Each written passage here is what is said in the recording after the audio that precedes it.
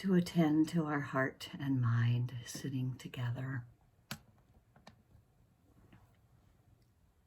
Our mindfulness at the fore, helping us begin to settle as we speak, sound arriving at the ears.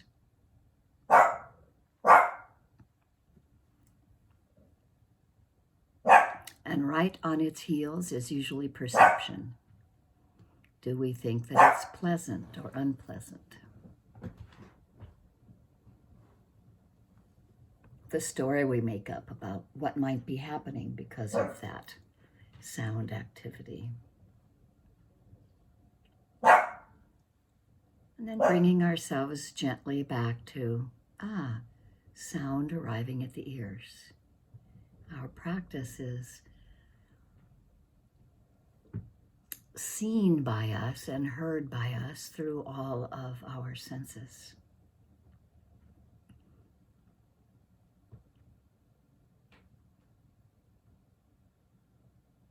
Sound arriving at the ear door, sight that arises to the eye door, taste that arises to the taste door, and touching at the door of any of the places that our bodies might be able to sense heat and denseness,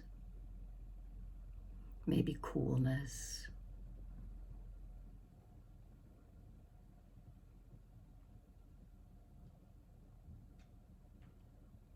And we have the thought door. The Buddha added in the door of thought, which is what precedes all. Mind precedes all. The mind.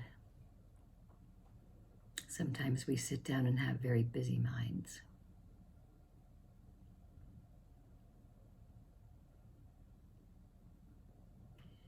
But just in coming together, we can be reminded of joy in the practice. That we are taking this time, as difficult as it might be to just be in the present moment, to try to see clearly what arises in this present moment.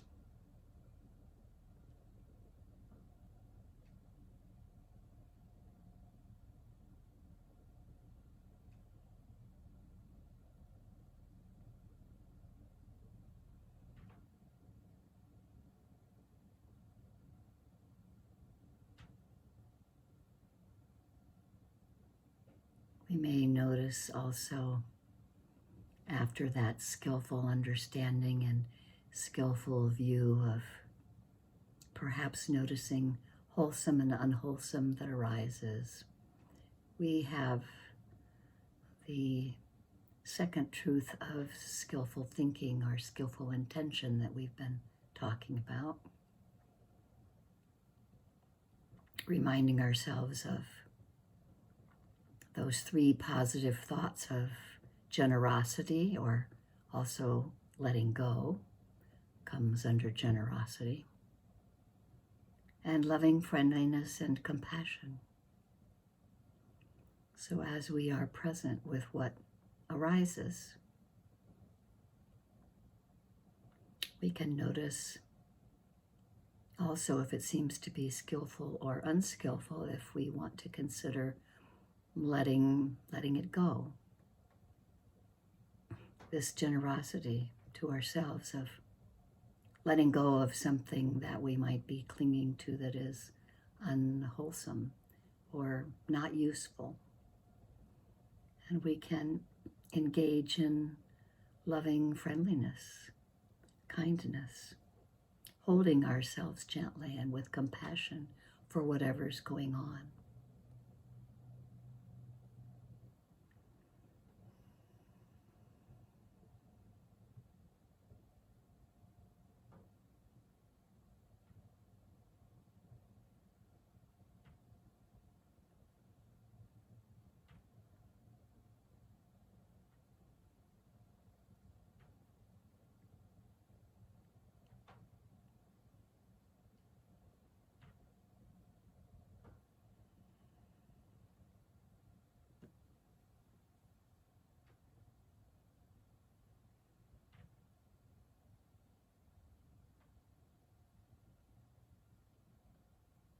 This idea of mindfulness and awareness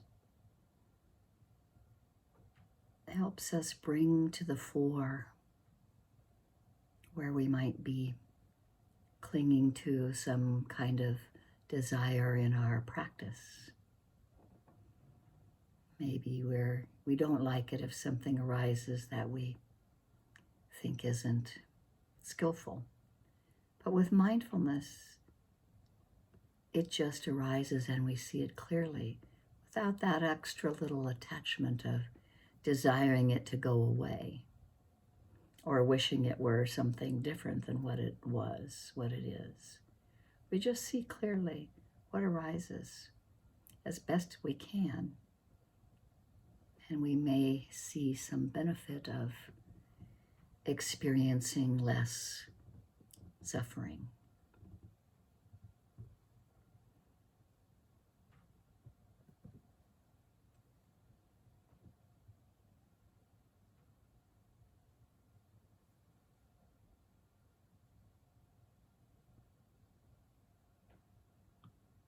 We can just see these attachments that we might cling to clearly if we can, bringing the understanding that it changes, rising and passing away.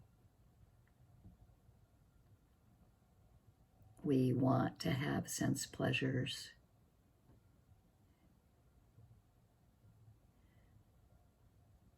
We don't want to be hungry. We want to feel satisfied with our work. We can see these. Notice.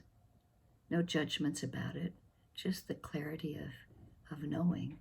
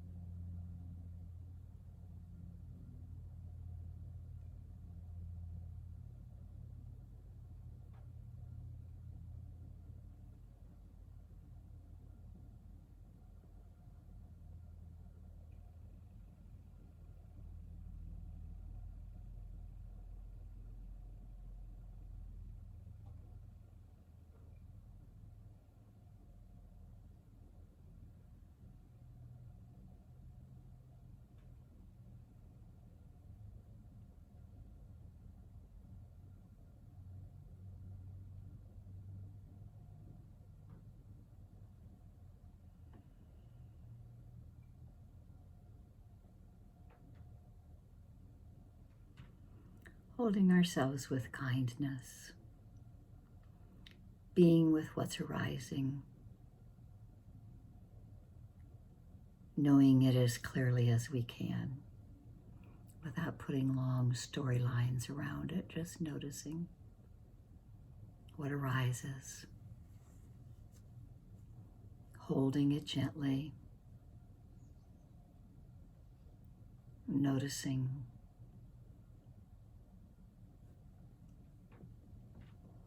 when it changes.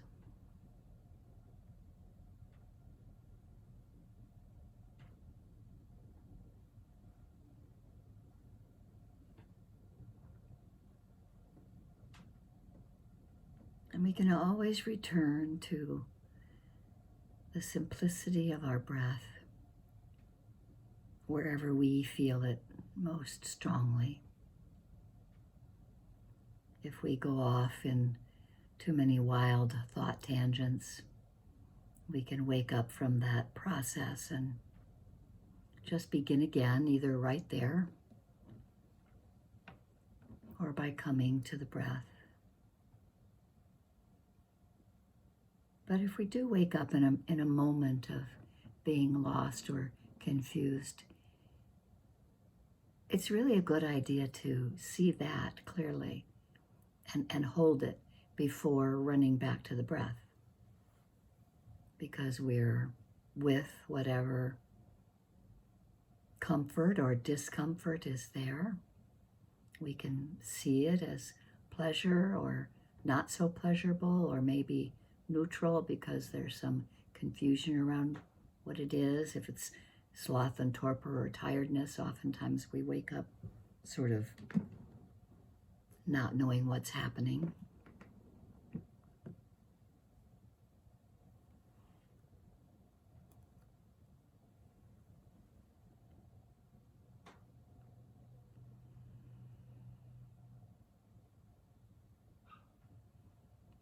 Grounded in our body, sitting in its place,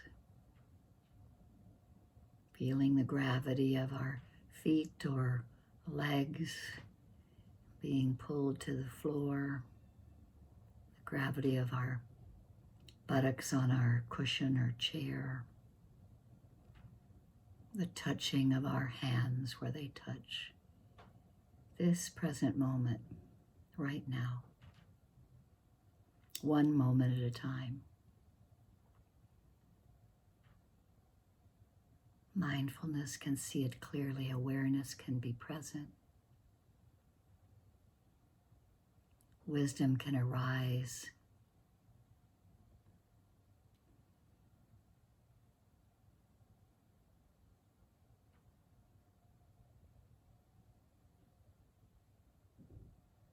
Letting us investigate it a little, whether it's to be let go of,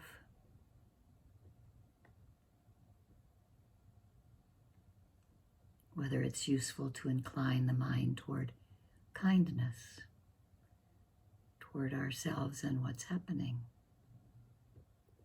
or compassion, feeling what we might be feeling, and knowing that things are sometimes difficult.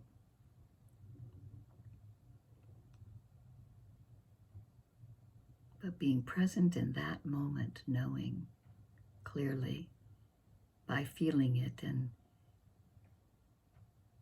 attending to it, that it arises and passes away.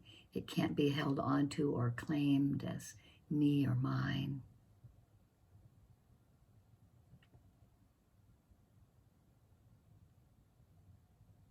And so there's this joy and waking up in the moment.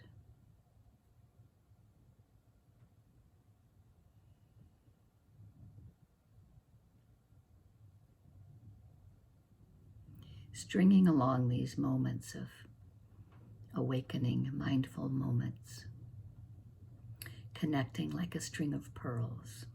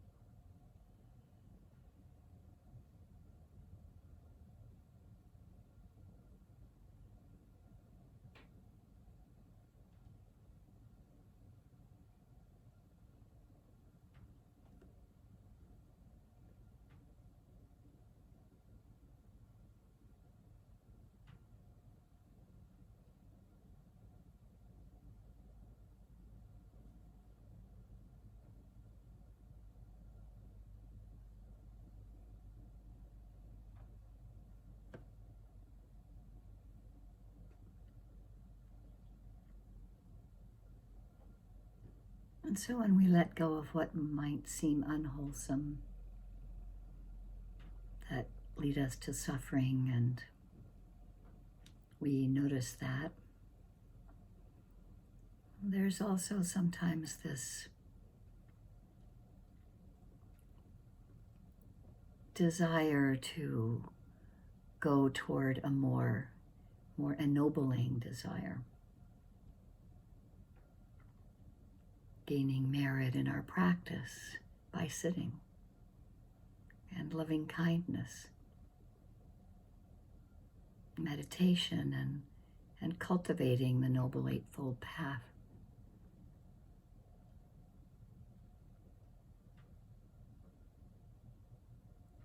And for seeking liberation from suffering, and those are all considered wholesome desires. This kind of desire or will to act. It's one of the 4 bases of mental powers that the Buddha described as prerequisites for enlightenment, and also a wholesome desire. And one of them is chanda, desire or will to act.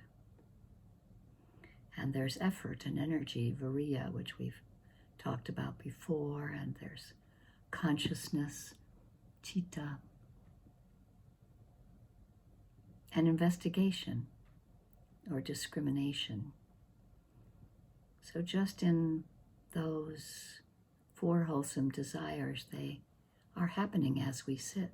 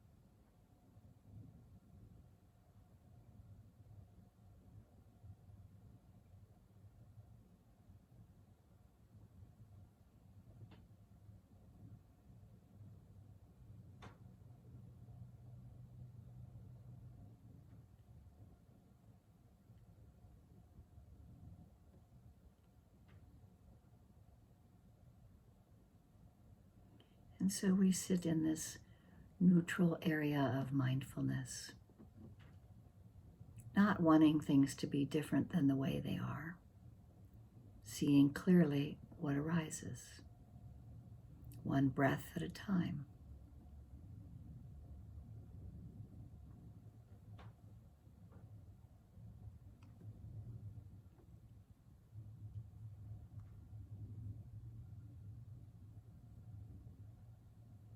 With just enough energy to have interest in what's happening in the mind,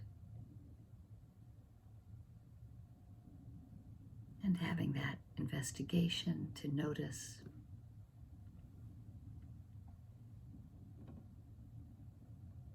Letting go of unwholesome and inclining toward wholesome, but without a lot of effort, just being present.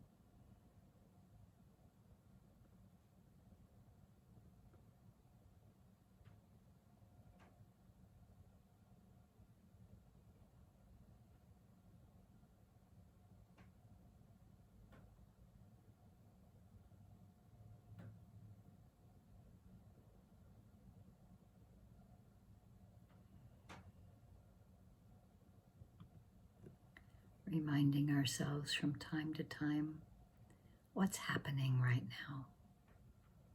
What's the attitude of the mind? We take this time to train the mind, tame the mind,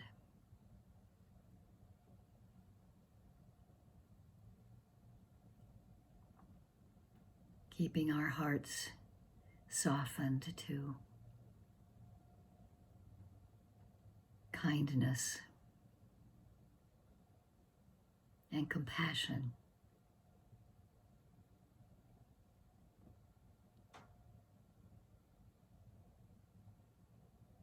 So that we can see these kinds of cravings, tanhas, thirsting as they arise, just clearly with mindfulness, part of our human existence.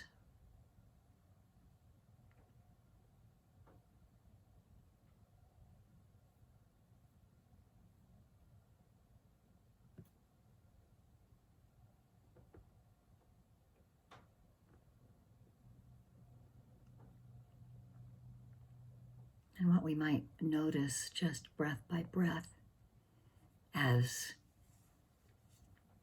if we notice that there's some craving or desire that arises, however subtly in the mind, and that sort of conditions the clinging that occurs. And if we can let go of that clinging,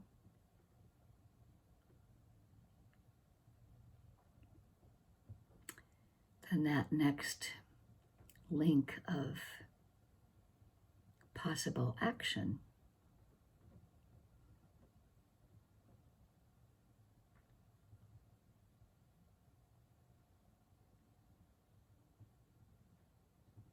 we might stop the existence of something that comes up next in the mind.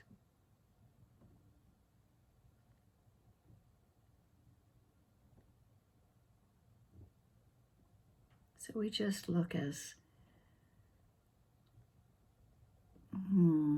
with as much equanimity as we can.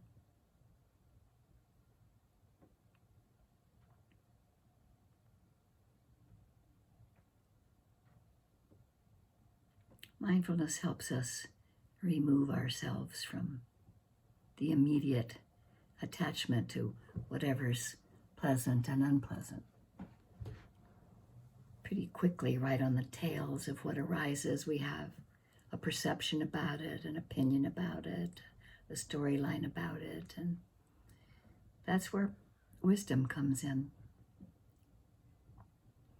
And we can pretty easily notice the immediate cause and effect when we attach onto something that seems pleasant to us or push away something that seems unpleasant.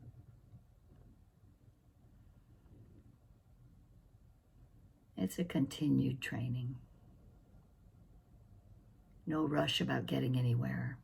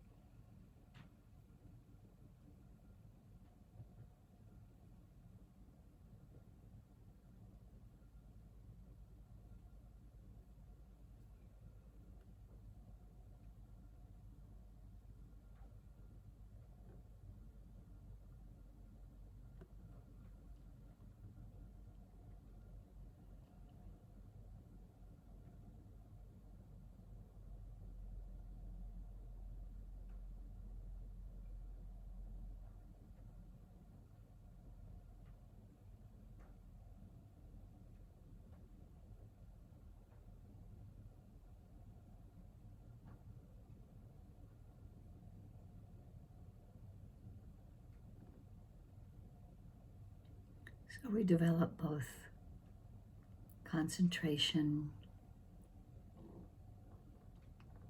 by using the breath or by using changing objects that arise at the sense doors.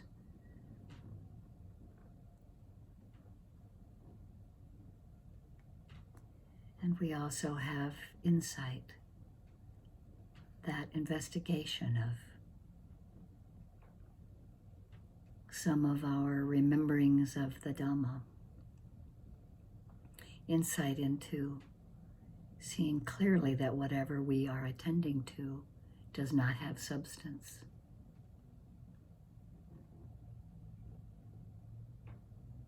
We can't cling to it, really. It goes away. It's non-personal, constantly changing.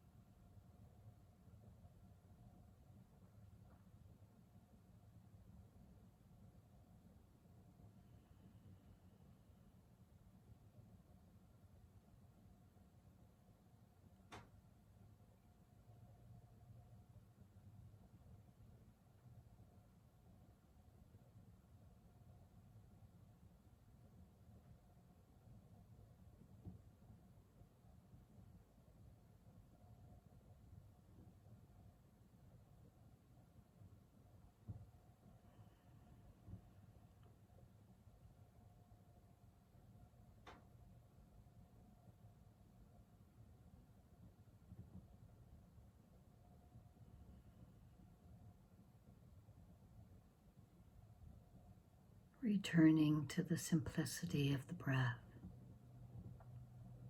at the nostrils or at the belly. Maybe we can feel the entire body breathing. We might feel the breath at our hearts. We might feel it at our throats. The entire body breathing, wherever we feel the breath.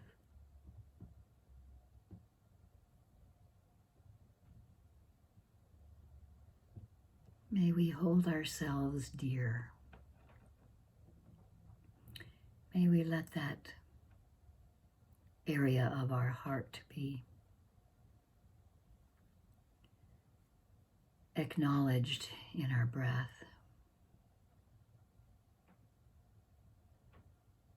May we hold ourselves gently.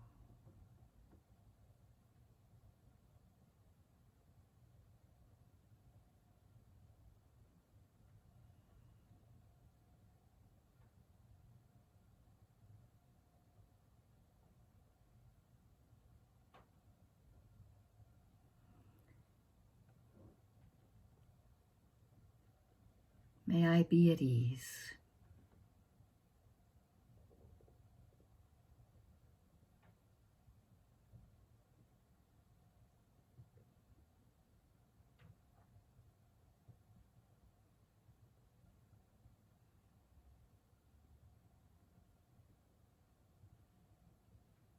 May I take care of myself happily.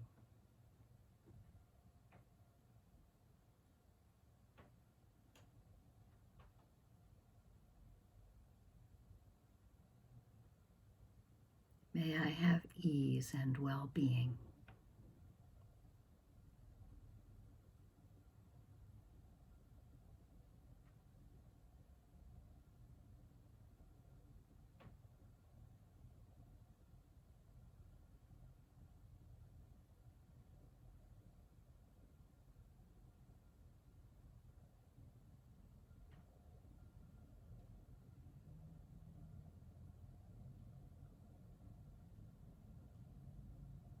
Feeling that wherever you can in your body of breathing, holding yourself kindly with whatever phrase might come naturally for you, or maybe it's just a felt sense.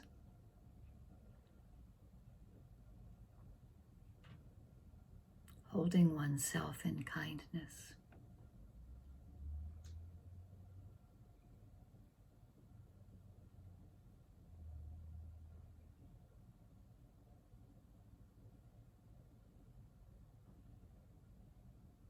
Wishing ease and well-being.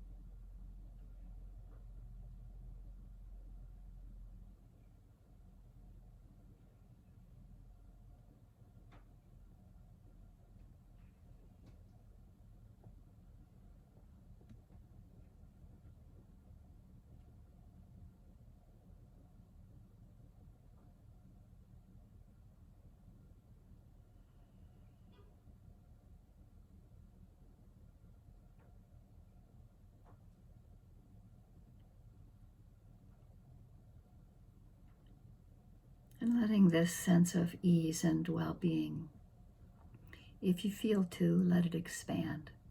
If not, stay with yourself. No rush.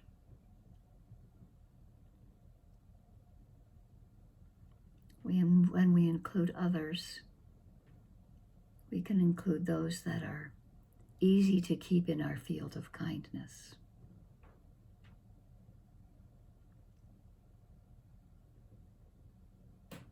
A close friend, a teacher or benefactor.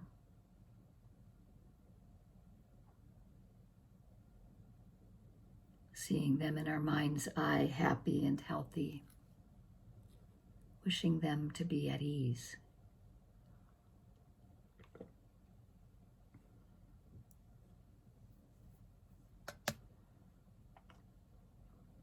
May you have ease and well-being. May you be relaxed. When things are difficult, may you hold yourself gently.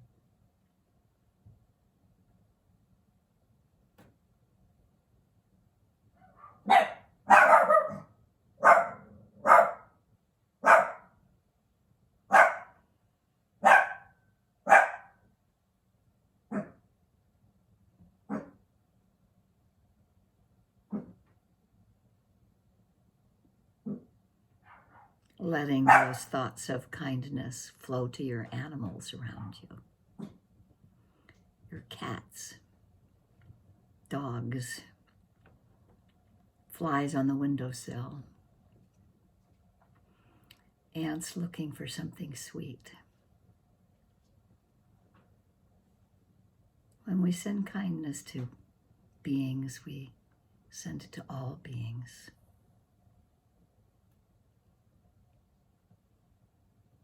We start with those that it's easiest. Friends, a benefactor, letting this warmth of loving kindness and compassion include them in our circle. Other beings, animals, other beings that we don't know. Only if you feel there's enough concentration generated to include another category. Otherwise, stay with just yourself and your friend, or yourself and your benefactor, or just yourself. Just allowing this feeling of kindness and compassion, metta and karuna, to include others. And giving that kindness to others also allows us to receive it.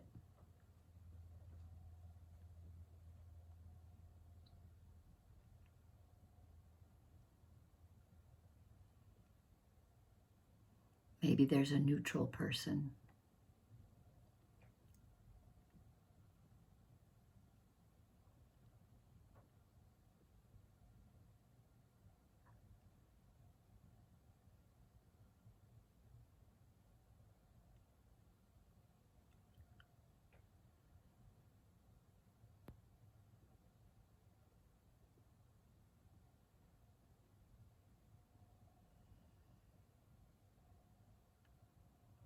And if we can expand this circle of kindness to other beings that are unknown to us. But we know that our experience as a sentient being in this life is experienced by many, many beings. Some are enlightened, some are unenlightened, some are in suffering, some are in joy, some are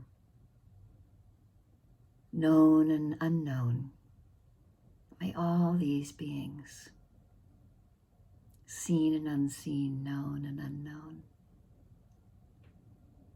those yet to be born, may all beings everywhere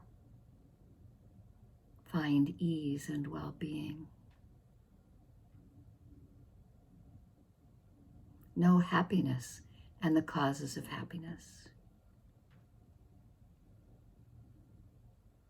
Be free. Anicca vata sankara upariwaya domino upakitawa meruchanti te samvapasamo sukho. All conditioned things are subject to impermanence. Conditions come together, they arise and pass away.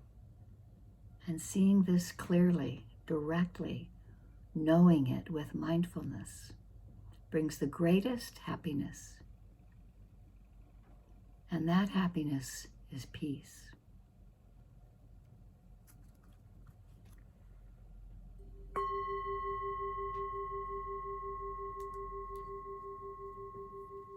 Thank you so much for your practice. A source of great joy, as difficult as it is sometimes. And may we rest assured that it is of great benefit to all beings. Our suffering and our joy, our mindfulness, sometimes our lack of mindfulness, it benefits others.